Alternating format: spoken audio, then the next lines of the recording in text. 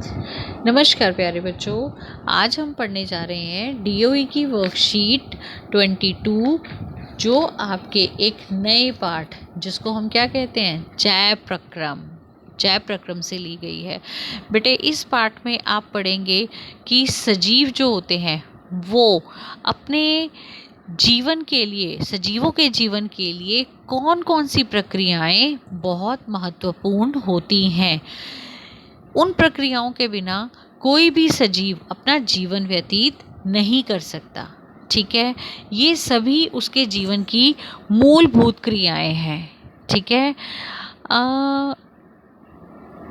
चाहे पादप हो, जंतु हो, एक कोशिकीय जीव हो, बहुकोशिकीय जीव हो, बेटा ये सभी सजीव समान प्रकार की प्रक्रियाएं करते हैं जो हम इस पाठ में पढ़ेंगे।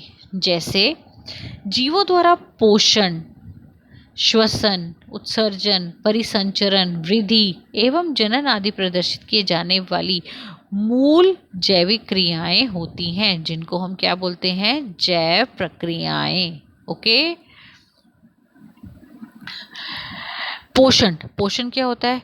पोषण भोजन ग्रहण करने और इसे ऊर्जा और जीवन के लिए अन्य आवश्यक पोषक तत्वों में परिवर्तित करने की प्रक्रिया है। पोषण क्या है? पोषण है बेटा जो आप भोजन ग्रहण करते हो, उस भोजन से हमें क्या प्राप्त होती है? ऊर्जा प्राप्त होती है। और ऊर्जा से हमें क्या होता है? हम अपने जीवन के अन्य आवश्यक कार्य कर पाते हैं। लेकिन वो ऊर्जा हमें कहाँ से प्राप्त होती है? वह ऊर्जा जो हम भोजन ग्रहण करते हैं उसमें उपस्थित पोषक तत्वों से हमें प्राप्त होती है। पोषक तत्व क्या होते हैं बेटा?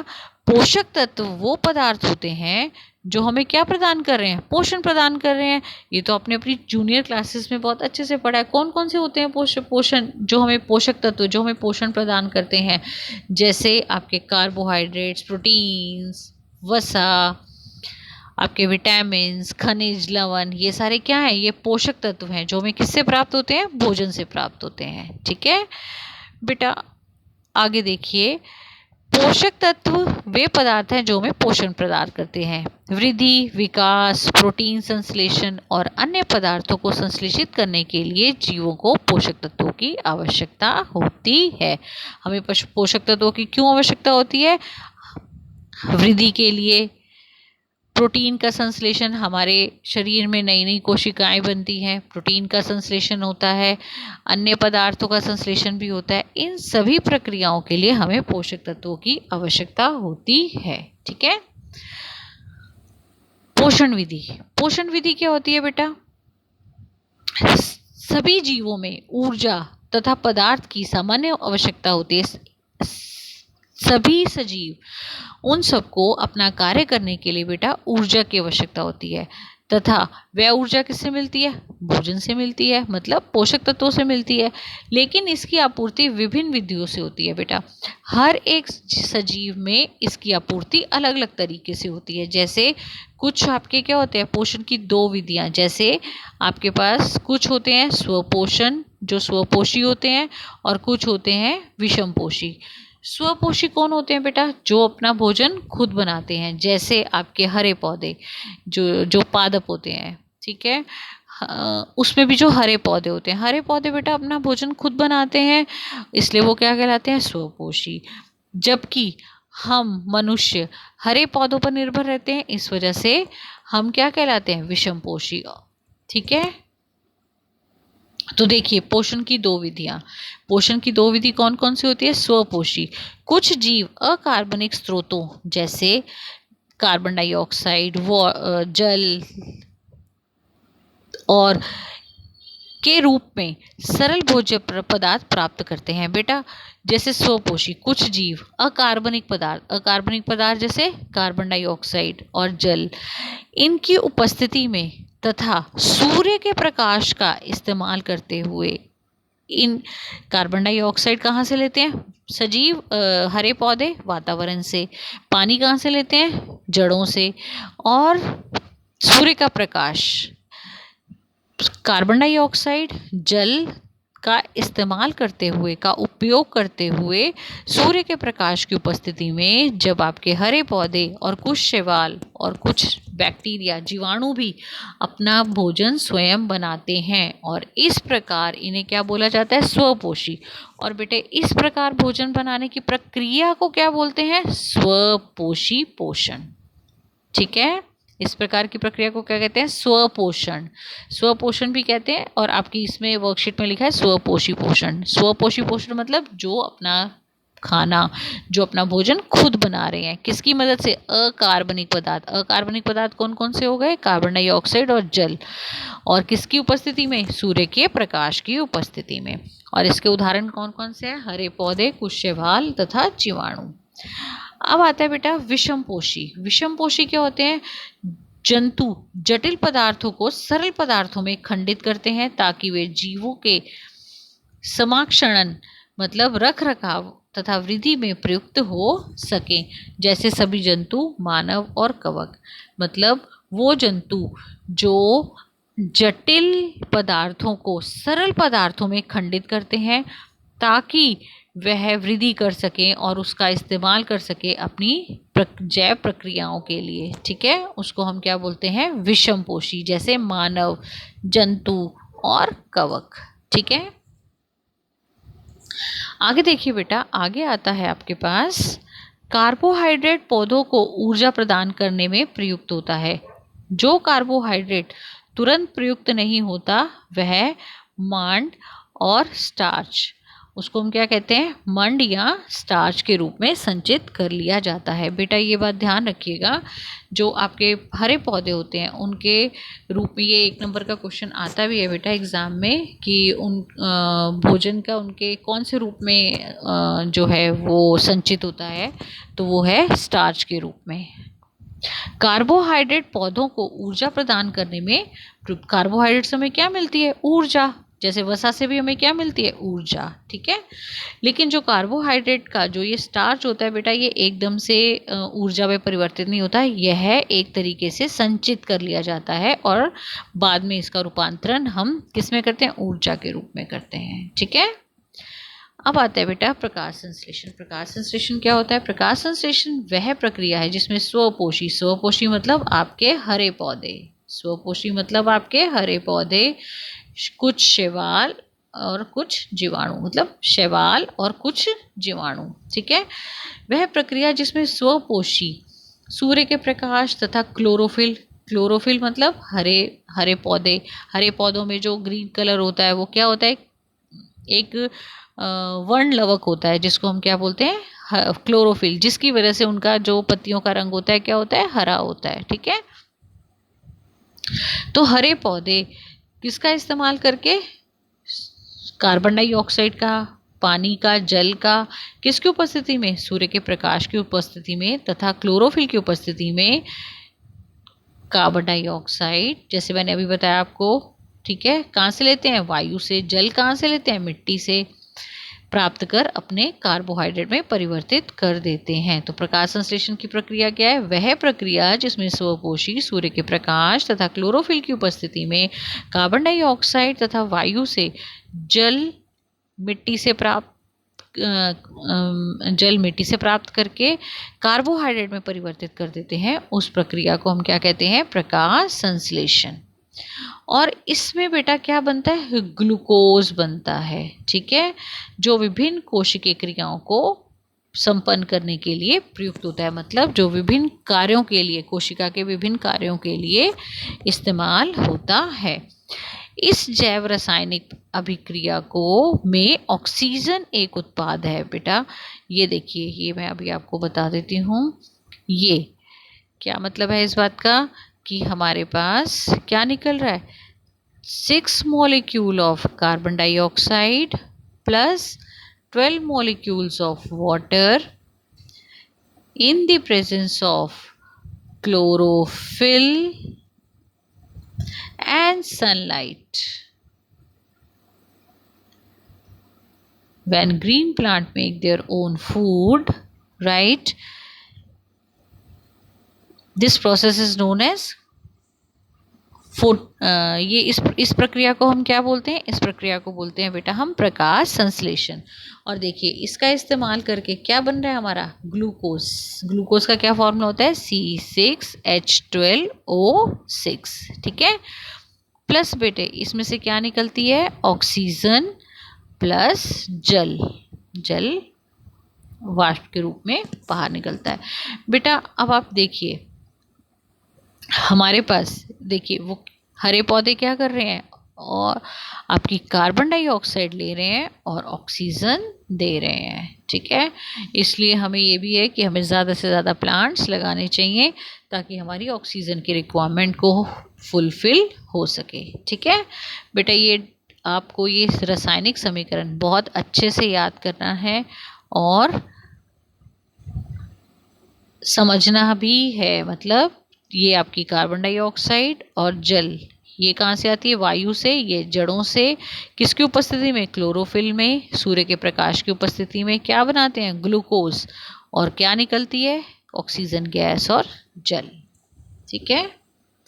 चलिए अब आता है प्रकाश संश्लेषण के लिए उपयुक्त पदार्थ। हमें प्रकाश संश्लेषण के लिए बेटा कौन कौन से पदार्थ उपयुक्त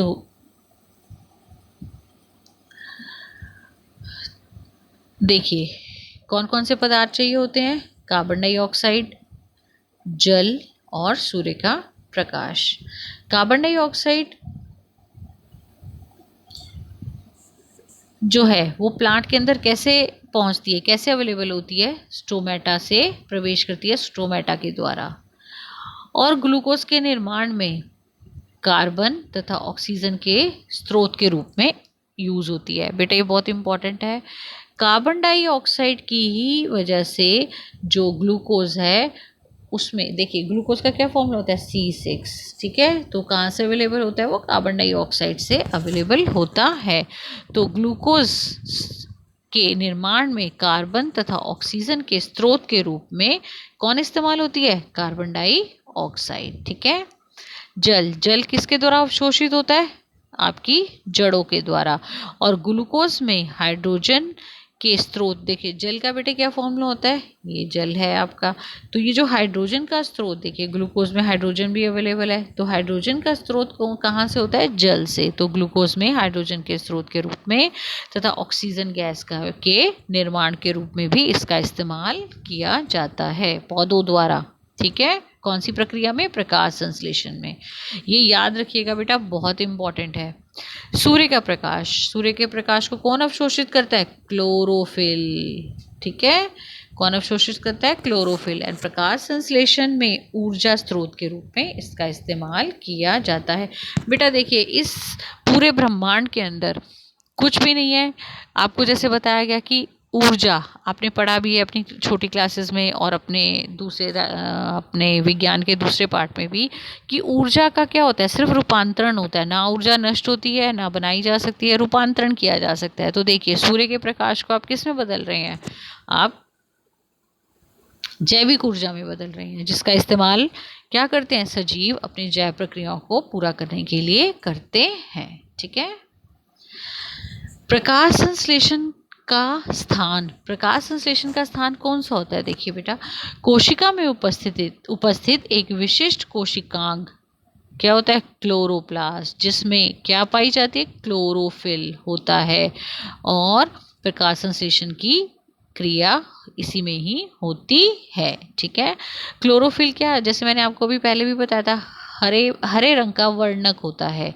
सिर्फ पत्ती और तने में हरा रंग ही नहीं देता, अपितु सूर्य के प्रकाश को भी यह अवशोषित करता है। मतलब क्लोरोफिल का अगर कोई आपसे ये पूछे कि क्या फंक्शन होता है, तो क्लोरोफिल का फंक्शन आप क्या बताएंगे? कि एक तो वो क्या देता है? पत्ती और उसको हरा रंग देता है तने को। दूसरा प्रकाश का बेटा सबसे इम्पोर्टेंट, प्रकाश का, सूर्य के प्रकाश का अवशोषण भी करता है, जिससे हरे पौधे अपना खाना, अपना भोजन बना पाते हैं। ठीक है बेटा। अब आता है अगेन वेरी इंपॉर्टेंट, प्रकाश संश्लेषण के चरण। प्रकाश संश्लेषण के कौन कौन से चरण होते हैं? ठीक है। देखिए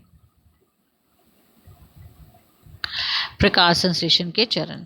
प्रकाश संश्लेषण के 3 चरण होते हैं। पहला, क्लोरोफिल द्वारा प्रकाश ऊर्जा का क्या करना, अवशोषण करना।